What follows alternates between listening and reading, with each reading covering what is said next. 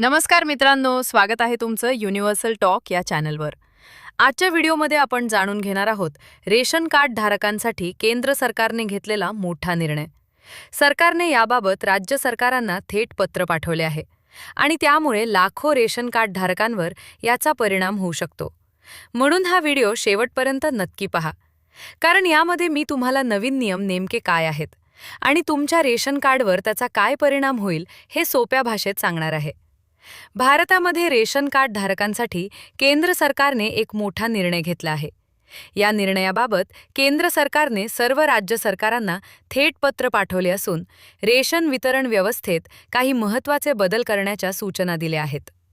देशभरात राष्ट्रीय अन्न सुरक्षा कायदा NFSA अंतर्गत कोट्यावधी नागरिकांना कमी दरात किंवा मोफत धान्य दिले जाते.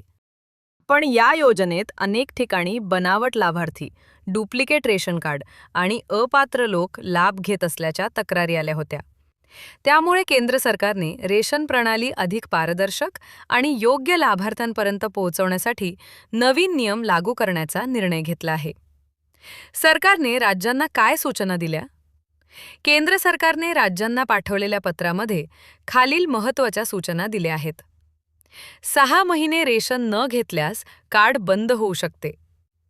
जर एखाद्या रेशन कार्ड धारकाने सलग 6 महिने रेशन घेतले नाही, तर त्या व्यक्तीचे रेशन कार्ड तात्पुरते बंद किंवा निष्क्रिय केले जाऊ शकते.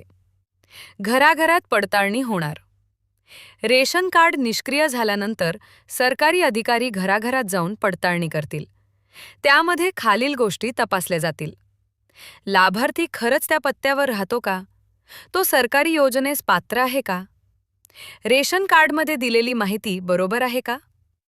KYC करणे अनिवार्य. रेशन कार्ड धारकांना आधारशी लिंक केलेले KYC करणे बंधनकारक करण्यात आले आहे. जर KYC पूर्ण केले नाही तर रेशनचा लाभ थांबू शकतो. डुप्लिकेट रेशन कार्डवर कारवाई. काही ठिकाणी एका कुटुंबाकडे 2 ते 3 रेशन कार्ड असल्याचे आढळून आले आहे. नवीन नियमानुसार एका कुटुंबाला फक्त एकच रेशन कार्ड मान्य असेल. डुप्लिकेट कार्ड आढळल्यास दंड किंवा कार्ड रद्द होऊ शकते. सरकारचा या निर्णयामागचा उद्देश. केंद्र सरकारचा मुख्य उद्देश असा आहे की अपात्र लोकांना मिळणारा लाभ थांबवणे, खऱ्या गरीब आणि पात्र कुटुंबांना रेशन मिळणे, रेशन प्रणाली अधिक पारदर्शक करणे, बनावट आणि डुप्लिकेट कार्ड संपवणे.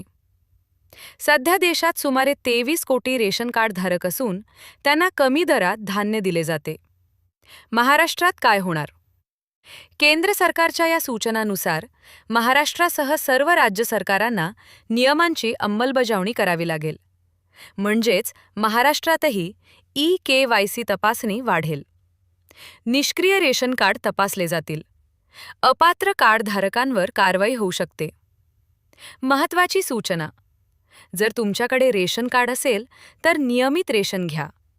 KYC पूर्ण करा. माहिती अपडेट ठेवा. नाहीतर भविष्यात तुमचे रेशन कार्ड बंद होऊ शकते. जर तुम्हाला ही माहिती उपयुक्त वाटली असेल तर व्हिडिओला लाईक करा आणि तुमच्या मित्रांसोबत शेअर करा. अशाच महत्त्वाच्या अपडेट्स आणि माहितीपूर्ण व्हिडिओसाठी युनिव्हर्सल टॉक चॅनलला सबस्क्राईब करा आणि बेल आयकॉन नक्की दाबा, जेणेकरून पुढील व्हिडिओची नोटिफिकेशन तुम्हाला सर्वात आधी मिळेल. धन्यवाद.